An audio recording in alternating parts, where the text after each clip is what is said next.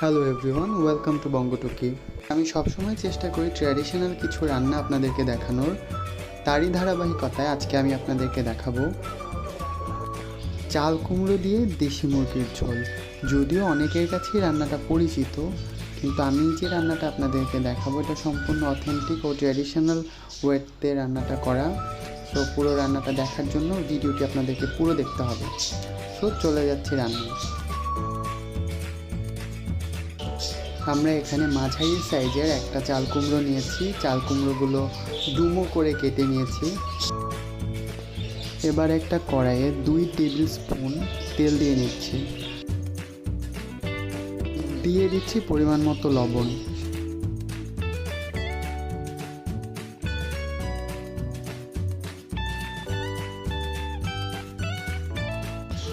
দিয়ে দিচ্ছি 1.5 চামচ হলুদ গুঁড়ো,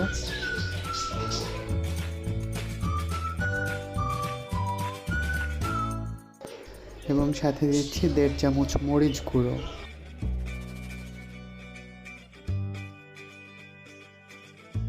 দিয়ে দিচ্ছি 1 টেবিল চামচ পেঁয়াজ বাটা। আরও দিচ্ছি 1/2 টেবিল চামচ আদা, 2 চা চামচ রসুন, 2 চা চামচ জিরে বাটা।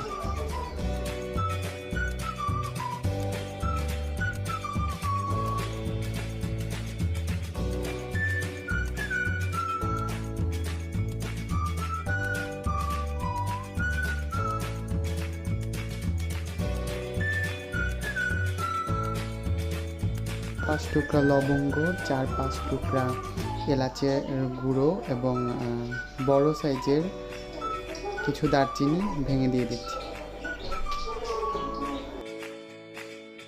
এবারে সব মশলাগুলো ভালোভাবে মিশিয়ে নিচ্ছি।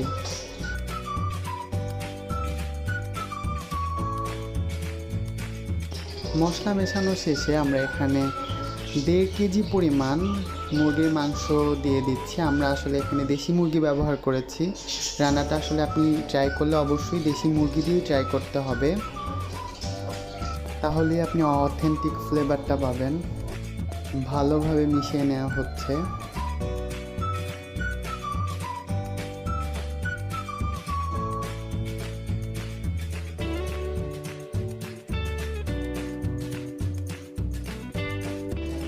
মেশানোর এই পর্যায়ে আমরা 2 কাপ পরিমাণ পানি দিয়ে দিচ্ছি। আমরা কিন্তু এখনও মাংস চুলায় বসাইনি, না বসিয়ে আমরা পানিটা অ্যাড করে নিচ্ছি।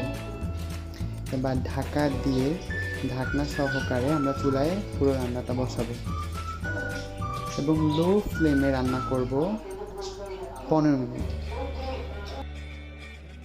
মাঝখানে আমরা এর মধ্যে বড় সাইজের 4টা পেঁয়াজ কুচি করে দিয়ে দেব।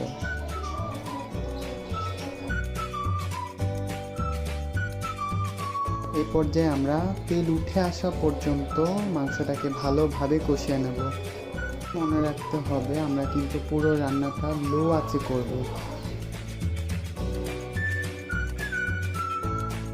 মশলাগুলো তেল ছেড়ে দিয়েছে। আমরা এই পর্যায়ে চাল কুমড়োগুলো দিয়ে ভালোভাবে মিশিয়ে নেব।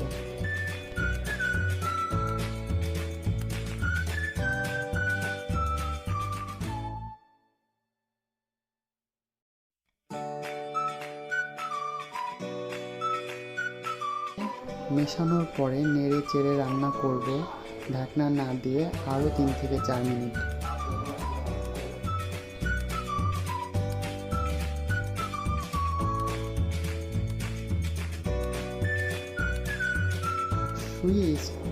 এই স্টেপগুলো স্কিপ করবেন না। এই স্টেপগুলো স্কিপ করলে আসলে ট্র্যাডিশনাল রান্নার ট্র্যাডিশনাল স্বাদটা আপনারা মিস করবেন।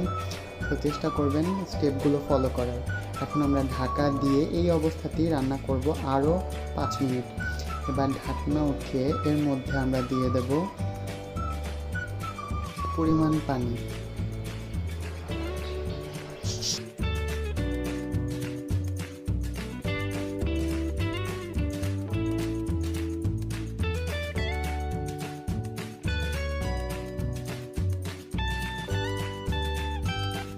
এখন আমরা চুলার আঁচটা লো টু হাই ফ্লেমে রান্না করব এবং মনে রাখতে হবে আমরা যে পানিটা দিয়েছি এটা আমরা আগে থেকে ফুটিয়ে রেখেছিলাম, সেই গরম পানিটাই আমরা দিয়েছি।